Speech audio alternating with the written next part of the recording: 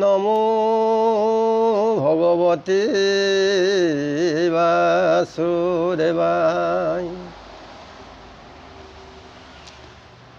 মহন্ত খবৰ সংগলয়া হৰিত্ৰ একান্ত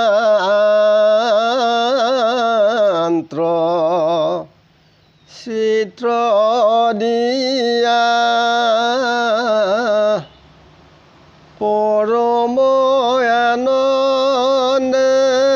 গায় ৰে গুণ নাম সহজে কৃপালো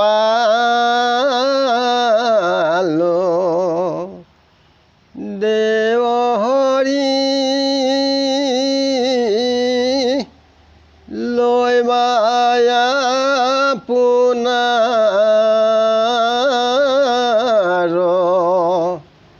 দাস কৰি হৰিদাস ভৈলে হৈবা ভাই ই পূৰ্ণ কাম। উপদেশ দুলৰি। ৰাম শুনা সভাসদ ভাগৱত পদ নিশবদ মাতি যাৰ কৰ্ণে কৃষ্ণ কথা নুশুনয়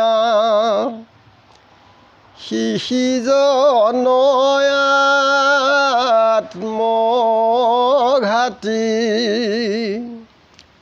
সেই অসুৰ সেই ৰাক্ষস নুশুনে কৃষ্ণৰ কথা কৃষ্ণত বিমুখ পশুটোই অধম তাৰ জন্ম হবে বৃথা পদ্ম পত্ৰ জল জীৱন চঞ্চল কৈতকে তীখনে যাই ইটো দুখ শোক ঘূৰ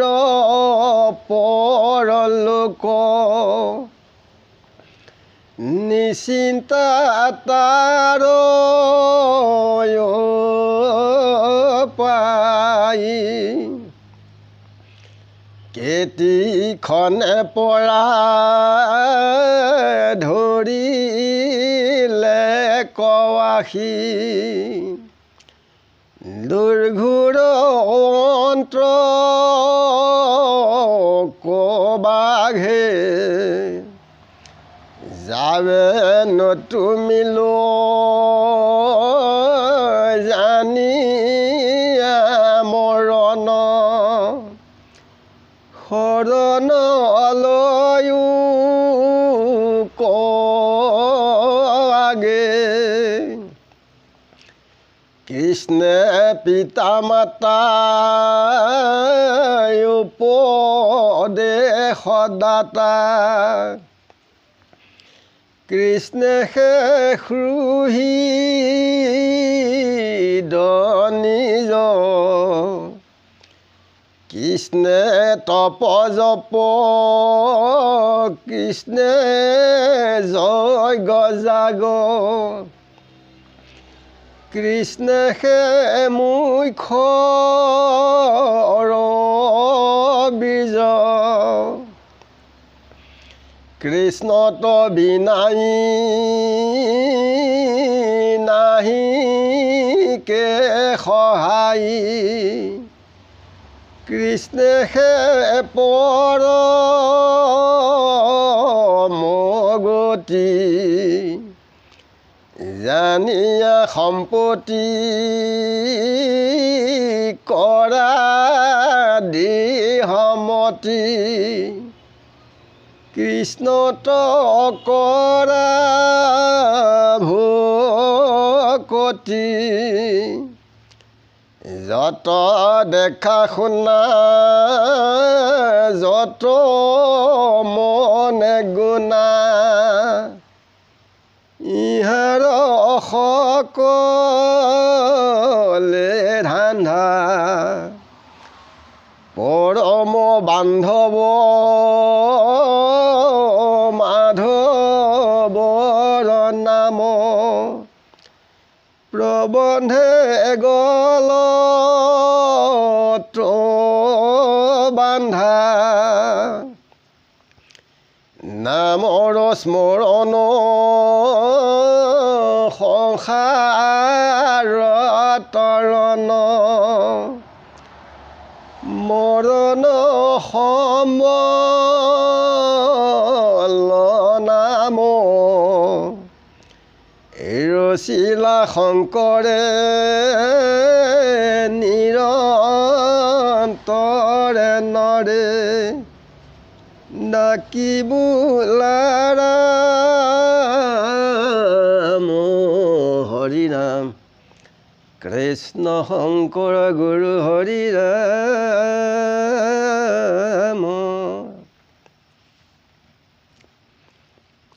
আমাৰ সকলো মনুষ্য লোককে ভাগৱতৰ কথা একাগ্ৰচিতে সুদৃঢ় বিশ্বাসে শুনিব লাগে। যাৰ কৰ্ণৰ পথে ঈশ্বৰ কৃষ্ণৰ নাম প্ৰৱেশ নহ'ল তেওঁক কি কৈছে আত্মঘাতী বুলি কৈছে। আৰু সেই হৈছে অসুৰ, সেই হৈছে ৰাক্ষস, যি ঈশ্বৰ কৃষ্ণৰ নাম নুশুনে।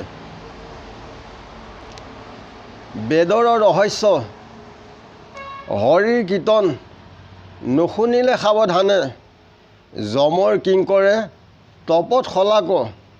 বহাৱে তাহাৰৰ কাণে। যমদূতে কি কয় ঈশ্বৰৰ নাম গুণ নুশুনিলে তপত শলা কাণেদি সুমুৱাই দিয়ে। ঈশ্বৰৰ কথা যেতিয়া আলাপ আলোচনা হৈ থাকে, গ্ৰাম্য কথা যেতিয়া পাতে, বোলে গ্ৰাম্য কথাহে পাতি থাকে, সেইকাৰণে তপত শলা সুমুৱাই দিলে কাণে একো নুশুনা হয়, বোলে কি থাকে। সেইকাৰণে ঈশ্বৰ কৃষ্ণৰ নাম চৰ্চাৰ সময়ত বাহিৰা কথা ক'ব নালাগে, তেখেতৰ নাম গুণকে শুনিব লাগে। নুশুনিলে কি হয়, যি কৃষ্ণত বিমুখ তাক কি কৈছে পশুতকৈ অধম। আৰু জন্ম লোৱা এই সংসাৰত কোনো কাম নাইকিয়া, বিঠাই জন্ম লোৱা হ'ল। আমাৰ জীৱনটো কি পত্ৰৰ জলৰ দৰে, ই পাতৰ পৰা পানী পৰিলে যেনেকৈ নাথাকে, আমাৰ জীৱনটো হৈছে চঞ্চল, কোন সময়ত পৰে তাৰ কোনো ঠিক নাই। যে এই সংসাৰত দুখ সুখ ইটোৰ পাছত সিটো আহিয়ে থাকে, কোনো শান্তিত থাকিব নোৱাৰে।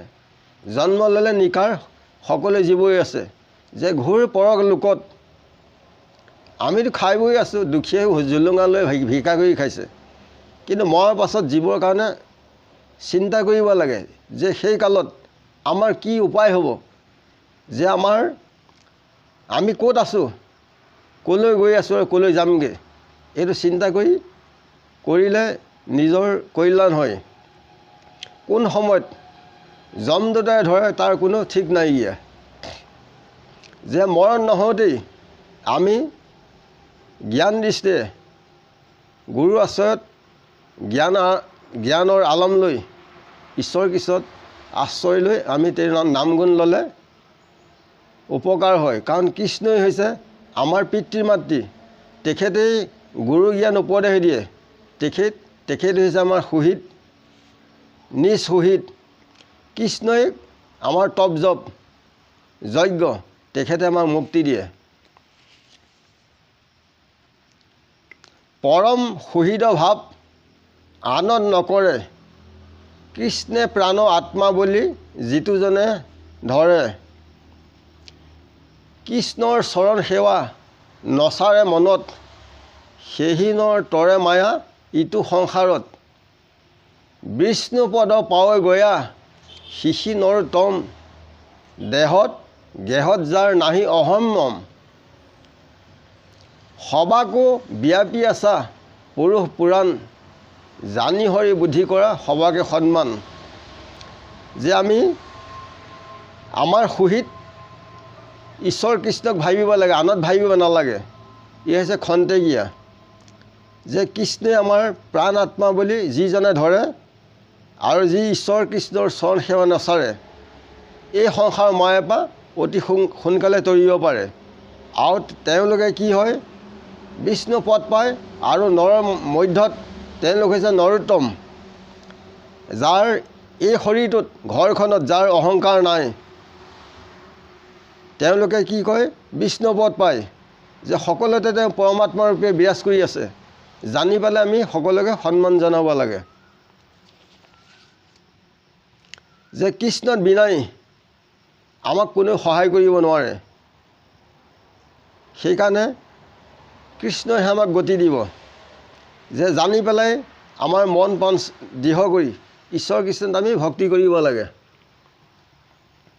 আমি যিমানবিলাক দেখিছোঁ শুনিছোঁ মনত যিমানবিলাক গুণিছোঁ ধন টকা পইচা মাটি বাৰী গাড়ী মটৰ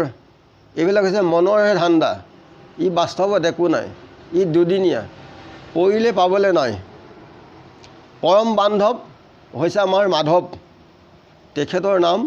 আমি প্ৰবন্ধেৰে তেখেতৰ নাম স্মৰণ কৰিব লাগে নাম স্মৰণ কৰাৰ লগে লগেই এই সংসাৰ দুখ দুৰ্গতি জ্বালা যন্ত্ৰণাৰ পৰা জীৱ নিস্তাৰ হ'ব পাৰে আৰু বৈকুণ্ঠগামী হয় আৰু মৰণ সম্বলৰ নাম ঈশ্বৰ কৃষ্ণৰ নামহে নামত বাঢ়ি আন নাই ধন টকা পইচা ইয়াতে পৰি থাকিব শৰীৰটো পৰি থাকিব জীৱটোহে লৈ যাব লগত যিখিনি আৰ্জন কৰি নিয়ে ভাল বেয়া লগত সেই দুটা বস্তুৱে চলি যাব আন একো নাযায় কাৰো সতে আতি হয় নকৰি বিবাদ একোৱে প্ৰাণীক মনে নিদিবা বিষাদ দেহৰ নিমিত্তে এৰি বেক বৈৰ বুধি তেবে সে কৃষ্ণক পাই চিধ হৈ সুধি এনে মাধ্যমে আগবাঢ়িলে উপকাৰ হয় ইমানতে আমি ৰাখিছোঁ গুৰু কৃষ্ণ কোটি কোটি ঘোৰ অপৰাধনিতে কৰ আমি দুৰাশয় হে হৰে মুকুদাস হেন মানি ক্ষমিও কৃপাময় ৰাম ক্ষমিও কৃপাময় গুৰু কৃষ্ণ কৃষ্ণ গুৰু ৰাম ৰাম ৰাম কৃষ্ণ কৃষ্ণ গুৰু কৃষ্ণ